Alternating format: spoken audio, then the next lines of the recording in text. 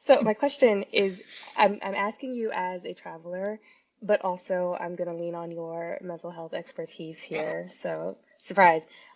What is your take on bed rotting for travel purposes or traveling to do bed rotting?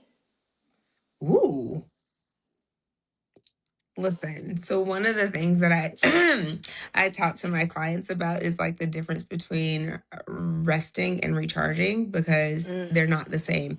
And I use your cell phone as an example. Like if I lay my phone down and it's just blacked out, like it is resting, right? Like yeah. nothing's really happening, not really expending a ton of energy, but definitely not taking any in versus Okay. like when it's plugged in and like energy is flowing, right? Okay. And so I feel like it's important to know the difference between when you need to do one and do the other. I Okay. think I would personally struggle with doing it in a new space because I'm more curious about like what does this like place have to offer and like what could I Okay. see. But let's say like I get there and I have a decent amount of time to be in a place. I don't think there's anything wrong with bed riding in another city, another country, another planet. I don't know. I don't think there's anything wrong with bed riding a little bit just because it's like it's different air and maybe the bed rot feels different because the architecture of the place that you're in is different. Or I mean, I think there's something even interesting like when you're in your own home and you Yeah. rearrange the furniture, it just Yeah. feels different. And so to have different energy, and it could be that you just get to rest. It could be that you are recharging simply because you're in a different space with different energy. And Yeah. so, yeah, I think it's, I don't have strong feelings one way or the other, but I think Okay. it's okay. I think it's Okay, I'm okay. glad I asked you.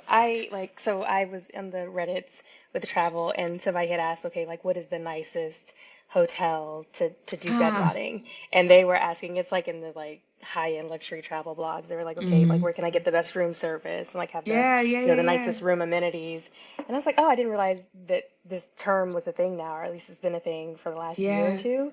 But I have definitely taken trips where maybe me and one or two other people, we would go meet at a destination, kind of like to see each other and catch up, but also we would spend mm, a good chunk of that weekend lying in our separate beds in the same room, on our phones, scrolling, just right. chatting, but like with no plans other than just like Yeah. laying down and catching up. And Hmm. it did feel like a recharge. Yeah. And even though you're not really doing anything, I think there's something about getting outside of your space because for me, if I'm trying to relax in my own space, I'm thinking about the things I could be Yeah. doing to be productive versus if I'm Hmm. no longer in my space, I'm in a hotel in a new city or in the same It's an city, excellent like point. I am there to just do nothing. Like I Right. am there to relax. You have Right. nothing else that's going to distract you. So like lay down and Right. relax.